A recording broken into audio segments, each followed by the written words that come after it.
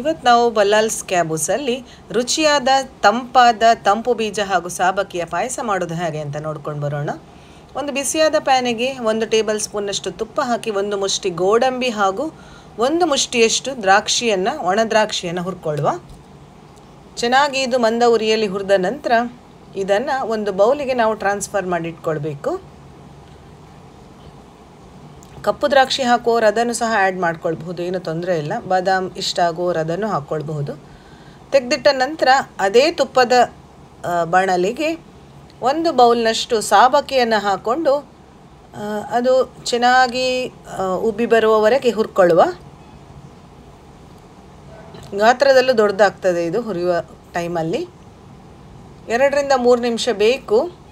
ನೋಡಿ, ಈ ಥರ ಆದ ನಂತರ ಅದಕ್ಕೆ ಸುಮಾರು 3 ಗ್ಲಾಸ್ನಷ್ಟು ಹಾಲನ್ನು ಹಾಕಿಕೊಂಡು ಬೇಯಿಸ್ಕೊಳ್ತೇನೆ. 7 ರಿಂದ 8 ನಿಮಿಷದಲ್ಲಿ ಸಾಬಕ್ಕಿ ಚೆನ್ನಾಗಿ ಕಂಡುಬಿಟ್ಕೊಳ್ತದೆ. ನೋಡಿ, ಹದವಾಗಿ ಬೆಂದಿದೆ ಈಗ. ಈ ಟೈಮಲ್ಲಿ ಇದಕ್ಕೆ ನಾನು ನೆನೆಸಿಟ್ಕೊಂಡಂತಹ 1 ಬೌಲ್ ತಂಪು ಬೀಜವನ್ನು ಹಾಕ್ಕೊಳ್ತಾ ಇದ್ದೇನೆ. ಸೆಕೆಗೆ ಏನಾದರೂ ದೇಹವನ್ನು ತಂಪಾಗಿಡುವಂತಹ ವಸ್ತುಗಳನ್ನು ಕುಡಿಯುವ ತಿನ್ನುವ ಅಂತ ಅನಿಸ್ತದಲ್ಲ, ಆ ಟೈಮಲ್ಲಿ ಇದನ್ನು ನಾವು ರೆಡಿ ಮಾಡ್ಕೊಳ್ಬಹುದು. 1 ಬೌಲ್ನಷ್ಟು ಸಕ್ಕರೆ, 2 ಏಲಕ್ಕಿಯನ್ನು ಕುಟ್ಟಿ ಹಾಕಿಕೊಂಡೆ. ಘಮ ಘಮ ಅಂತಿದೆ ಈಗ ಅಡುಗೆ ಮನೆ ತುಂಬ ಎಲ್ಲ. ಅದ್ಭುತವಾದ ರೆಸಿಪಿ. ಮೊನ್ನೆ ನಾನೊಂದು ಫಂಕ್ಷನಿಗೆ ಹೋಗಿರಬೇಕಾದ್ರೆ ಈ ಪಾಯಸವನ್ನು ತಿಂದಿದ್ದೆ.